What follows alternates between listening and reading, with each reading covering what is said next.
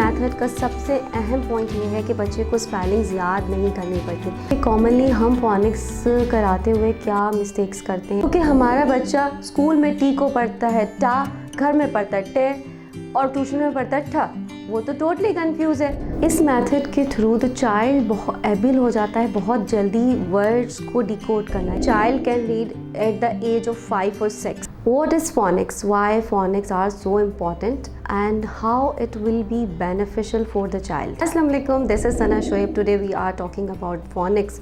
और phonics वो हैं जिसके लिए बहुत ज़्यादा क्वेश्चंस थे।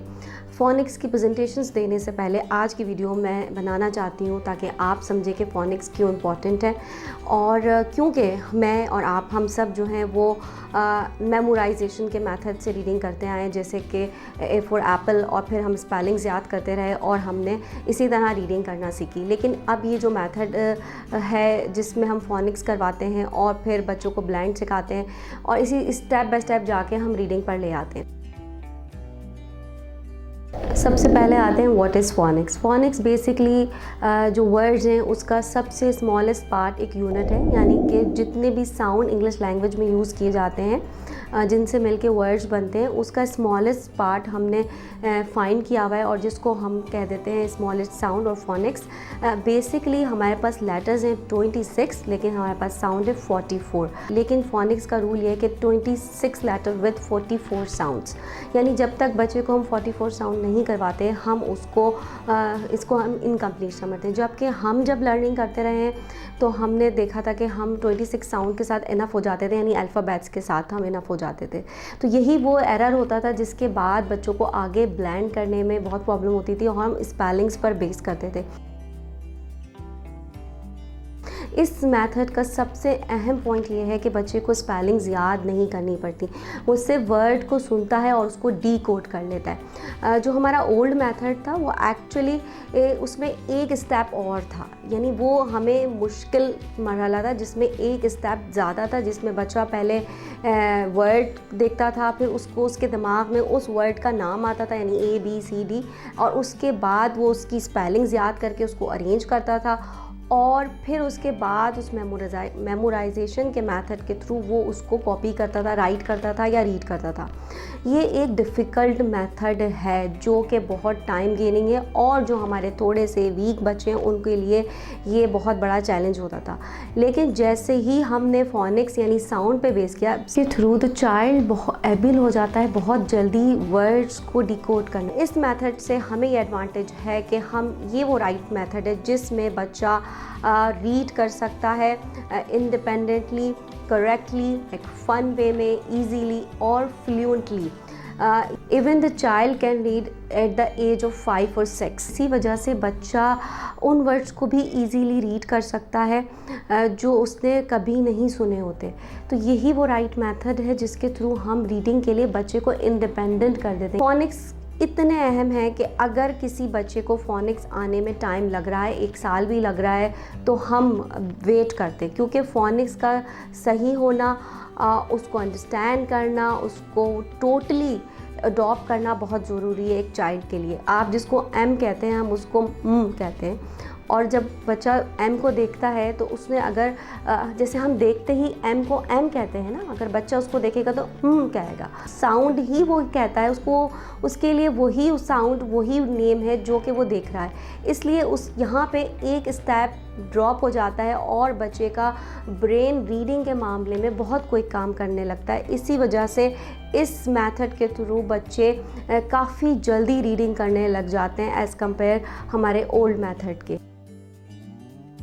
कॉमनली हम फोनिक्स कराते हुए क्या मिस्टेक्स करते हैं, ये मिस्टेक्स ही हैं जिनकी वजह से हम साउंड कराने के बावजूद बच्चों में अच्छे रिजल्ट्स नहीं देखते, जिसकी ही वजह से मैं अक्सर पेरेंट्स से सुनती हूँ कि भाई फोनिक्स कोई इतने अहम नहीं है, हमने भी अपने दौर में पढ़ा है और हमें तो फोनिक्स से कोई ख़ास रिजल्ट्स नहीं मिले। तो सबसे पहली मिस्टेक जो हम करते हैं वो है रॉन्ग फोनिक्स।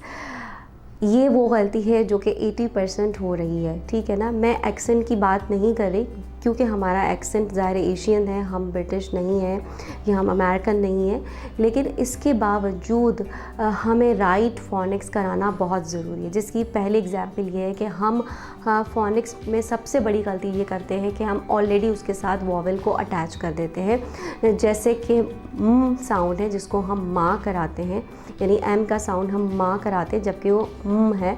इसी तरह एल के साउंड को हम ला कराते हैं जबकि सही साउंड ल है। और इसी तरह हम जैसे कि डी के साउंड को हम डा कराते हैं जबकि वो ड है। तो अगर हम इन फोनिक्स के साउंड को करेक्ट कराते हैं तो हम जब उसका ब्लेंड करते हैं तो हमें करेक्ट वर्ड मिलता है। फॉर एग्ज़ाम्पल बहुत सिंपल एग्जांपल दूंगी, जैसे कि मामा एक वर्ड है, तो अगर आप एम का साउंड माँ करा रहे हैं तो अगर आप माँ एम माँ ही है तो ए की यहाँ ज़रूरत नहीं रह जाती ना, जैसे बच्चा लिखेगा डबल एम, ठीक। इसी तरह इसकी एक और अच्छी एग्जांपल है मैट, जैसे कि अगर एट और टी का साउंड आपने अगर टा करा दिया है तो वो मैटा हो जाएगा। तो इसकी ये बहुत बड़ी गलती होती है, इसको इग्नोर नहीं करना चाहिए। और बहुत ही दुख के साथ कहनी पड़ती है कि 80% साउंड्स ही गलत करवाए जाते हैं, जिसकी वजह से बच्चा ब्लेंड ठीक नहीं करता। आप बच्चे को ब्लेम कर रहे होते हैं कि उसको ब्लेंड नहीं आ रहा। मेरे पास बच्चे जब आते हैं तो मैं जब देखती हूँ कि वो 6 और 7 इयर्स ओल्ड है और जब मैं उसके साउंड सुनती हूँ तो साउंड गलत होते हैं। जब मैं उनके पेरेंट्स को कहती हूँ कि हमें साउंड से काम करना है तो वो बहुत हैरान होते हैं कि आप इतने बैक से काम करेंगे। तो मैं कहती हूँ कि जहाँ प्रॉब्लम है वहीं से काम शुरू करेंगे ना, वरना हमें रिजल्ट्स नहीं मिलेंगे।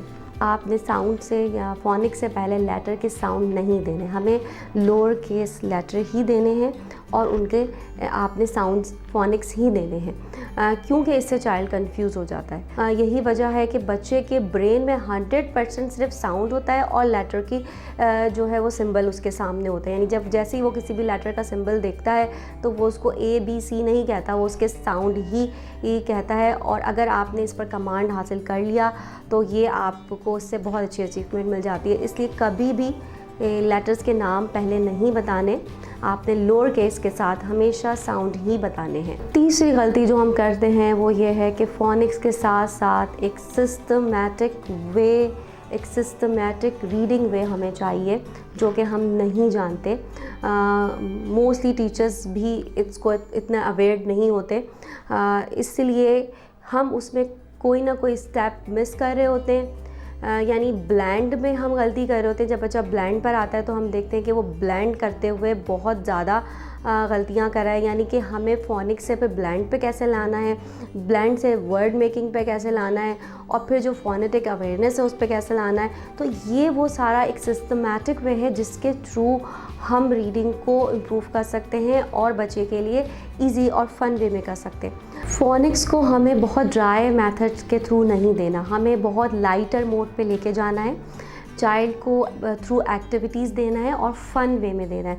और चाइल्ड के साथ मुख्तलिफ़ तरीके की प्रेजेंटेशंस हैं और गेम्स हैं जो हम घर पे बहुत इजीली कर सकते हैं। ये मैं आपको नेक्स्ट वीडियो में बहुत डिटेल में बताने वाली हूँ, आप वो वीडियो बिल्कुल मिस नहीं कीजिएगा। इस वीडियो की भी बहुत इंपॉर्टेंस है, चाहे आप अपने बच्चे को घर में टीच करते हो या ना करते हो, लेकिन मदर्स का अवेयर होना बहुत ज़रूरी है।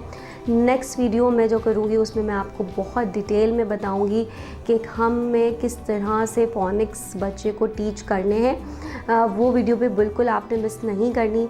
मैं फिर कहूँगी चाहे आप इससे बिलोंग करें या ना करें, क्योंकि इसकी अवेयरनेस होना बहुत ज़रूरी है, ये बहुत इम्पॉर्टेंट है। इसके बाद जो आखिरी हम गलती करते हैं जो कि हमारे यहाँ बहुत ज़्यादा पाई जाती है, वो गलती ये है कि क्योंकि टीचर्स ने, मैंने, आपने, हम सब ने इस मेथड से नहीं पढ़ा। यानी जब हमारी लर्निंग हुई थी, एजुकेशन हुई थी, तो हम मेमोराइजेशन के मेथड पे थे, हम A फॉर एप्पल करते आए हैं और फिर उसके बाद हम स्पेलिंग्स याद करते हैं। तो जब हम उसको फोनिक्स को बच्चों को डिलीवर कर रहे होते हैं, टीचर्स ये गलतियाँ करते हैं या जो भी हैं मदर्स हैं कि वो फोनिक्स कराते हुए अपनी ओल्ड मेमोरी का यूज़ करते हैं। यानी कि हमें लगता है कि जो हम साउंड करा रहे हैं वो ठीक है और उसके बाद हमें क्योंकि वो वर्ड पढ़ना आता है, हमारी मेमोरी में वो वर्ड है, तो हम उसको गलत साउंड के बाद अपनी मेमोरी यूज़ करके उसको सही रीडिंग करके बना देते हैं। Got it? यानी इससे ये प्रॉब्लम ये होती है कि हमारे ब्लेंड में गलती होती है, हमारे फोनिक्स में गलती होती है और हम उसको गलती नहीं समझ रहे होते। तो जब भी अगर आप टीचर हैं तो आपके लिए ये पॉइंट बहुत अहम है। मैं हर जगह, हर अपने सेशन में ये बात बोलती हूँ कि नेवर यूज़ योर मेमोरी आपने यूज़ नहीं करनी।